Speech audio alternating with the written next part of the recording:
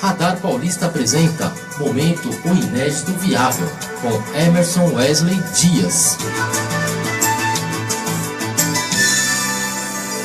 Está conosco aqui Emerson Wesley Dias, trazendo mais uma vez o quadro Momento O Inédito Viável. Muito boa noite, obrigado pela presença, Emerson. Boa noite, Renato, boa noite a todos os ouvintes. E aí, o que você traz para nós hoje aqui, Emerson? Renato, tá quentinho aí na história da aprovação do Projeto de Lei 4.330, né, de 2004, fala da terceirização e também não só da atividade que não é meio, né, da atividade fim. Uhum.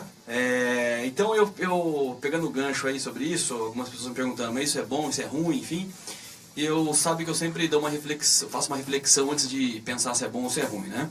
E aí eu quero falar de um tema que é importante, que é ética, né, compliance, que é uma coisa que está muito em moda agora, né, nos negócios, e pegar esse exemplo prático do Projeto de Lei para a gente fazer uma reflexão, né? Uhum. Sabe que o primeiro código de ética, assim que pode chamar assim, o primeiro código de conduta que a gente tem registro na história é o Código de Hammurabi, que é de 1700 a.C., né? E o Hammurabi, que era um rei lá da Babilônia, ele dizia o seguinte, né, se cada cidadão buscasse viver os seus próprios valores, o negócio ia virar uma baderna, né? Então por isso ele escreveu o Código de Hammurabi. E aí, nós estamos falando de 1700 a.C., né? Depois, lá em 400 a.C., vem Sócrates com a história da ética socrática, né? Com a coisa da vida que vale a pena, até a forma como Sócrates foi acusado, né? Pelos crimes que cometeu, né? À luz da legislação da época, era uma coisa que confrontava muito com a ética socrática, enfim, de você viver a sua própria existência, realizar a sua própria existência. Então Sócrates falava dessa ética do indivíduo, né, da sua essência. Uhum. E aí, essas coisas todas, né, elas vão culminar hoje, o que a gente está falando aí nas empresas em termos de compliance, né, de falar de integridade ou de proteção, né, que a proteção é fazer tudo que eu tenho que fazer para não ter problema com a lei, né? Certo. E a integridade é um pouco além, é fazer as coisas corretas porque são corretas independente do que estejam na lei. Uhum. Então isso que a gente está pensando em termos de compliance, né? Uhum. E esse exemplo do Projeto de Lei é um projeto bastante interessante. Por quê? Eu me lembro quando nos anos 90 um grande banco, né, fez uma terceirização, eu me lembro de muitos protestos, né? Porque o banco deixou de ter essas atividades que hoje são terceirizadas, como o serviço de limpeza, vigilância. O banco terceirizou tudo isso, colocou na mão de outras empresas e foi uma briga muito grande, porque essas pessoas eram funcionárias do banco e passaram a ser funcionárias de outras empresas, né? Só que isso teve algumas outras contrapartidas, porque, por exemplo, essas empresas de vigilância e limpeza, elas se uniram e começaram a ter sindicatos mais fortes, né, que reivindicaram por algumas questões, piso mínimo, enfim. Uhum. Então isso acabou, de uma certa forma, você não consegue medir o impacto que essas mudanças têm na sua exatidão, né? Mais ou menos como a teoria do caos, né? Uhum. Por mais que você tenha os fatores determinantes definidos, você não consegue dizer qual que é o resultado final, né? Então isso seria uma coisa de se pensar muito, né? Porque a gente sempre pensa que a lei ela vai regular e as coisas vão acontecer de acordo com a lei, né? Só que a lei, ela é o que as pessoas têm que fazer, é o que tem que ser feito. Agora, a gente tem que pensar que antes da lei a gente tem duas coisas que são importantes, a moral e a ética, né?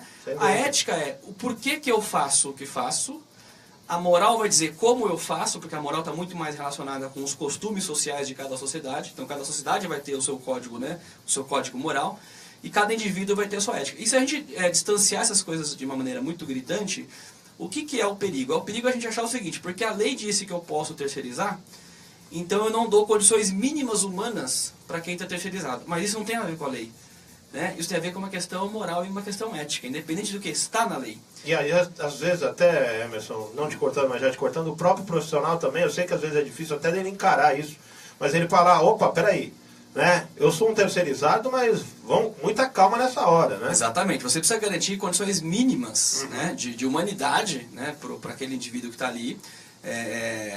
Sinceramente, eu não sei dizer se a terceirização é boa ou se ela é má. Do ponto de vista econômico, eu acredito que ela faça sentido, porque é uma condição que está se caminhando, o mercado de trabalho no mundo todo, você vê esse tipo de iniciativa, porque o mercado é muito rápido e as empresas não conseguem acompanhar. Então, quanto mais surgem especialistas em certos segmentos, melhor é para esses caras serem especialistas, para que esses montes de especialistas formem um todo e cada um defenda o seu.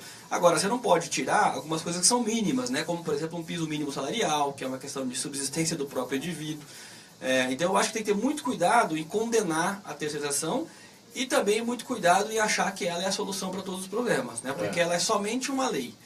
Antes da lei, existe uma ética, existe uma moral. E existe também atenção nessas coisas. Existe uma outra coisa também, Emerson, que é já uma lei também. Uma lei que salvaguarda os direitos dos trabalhadores. Isso não quer dizer que a lei da terceirização está dizendo, olha, todos os direitos aqui dos trabalhadores foram por água abaixo. Não é nada disso. Sim, né? A CLT continua valendo consolidação das leis do trabalho. Correto. Né? Da época de Getúlio Vargas e tudo mais. Então, a legislação veio sendo modernizada ao longo dos anos e é o que você falou também do ponto de vista realmente as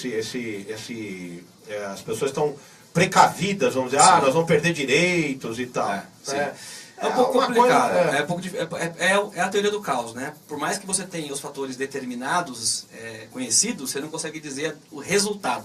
É igual como fazer a previsão do tempo, né? Eu sei que a previsão do tempo é uma combinação de temperatura, velocidade do vento, umidade.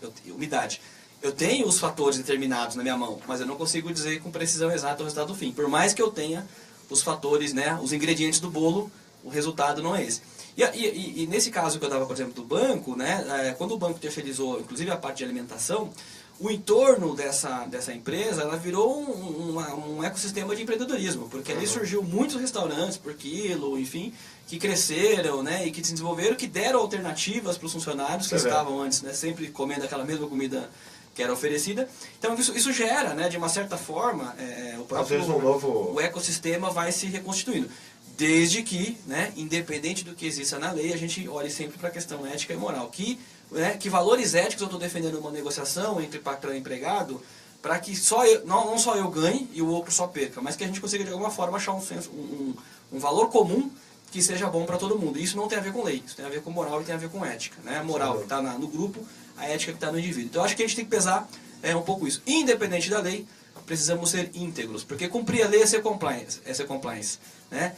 Independente do que diz a lei, ter uma moral e ética, é ser íntegro. Então acho que a gente tem que ir por esse caminho. Esse acho que é o pensamento que a gente tem que ter nesse momento para todos nós aqui na humanidade, se quisermos sobreviver. E vem bem a calhar mesmo esse tema que você está trazendo hoje. Ô Emerson, e a frase aí para a gente encerrar o nosso papo? A frase, sempre que eu falo de ética, eu falo uma frase do Oscar Wilde que diz o seguinte, né? Ética é o que você faz quando está todo mundo olhando. O que você faz quando não tem ninguém por perto se chama caráter.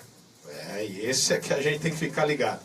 Ô Emerson, deixa seus contatos aqui para os nossos ouvintes. O site é www.oineditoviável.com.br. Nas redes sociais, é só procurar o Inédito Viável, Facebook, Instagram e no YouTube o canal Inédito Viável, que tá bombando lá. Só se inscrever para ter acesso a todo o conteúdo que a gente fala aqui às terças e quintas. Tá certo, então Emerson, te aguardo aqui na terça-feira com o novo quadro Momento O Inédito Viável. Até lá, Falando aqui do nosso patrocinador, o Neudo, Reserva Cultural, que traz sempre as grandes produções do cinema europeu, do cinema de Hollywood, também com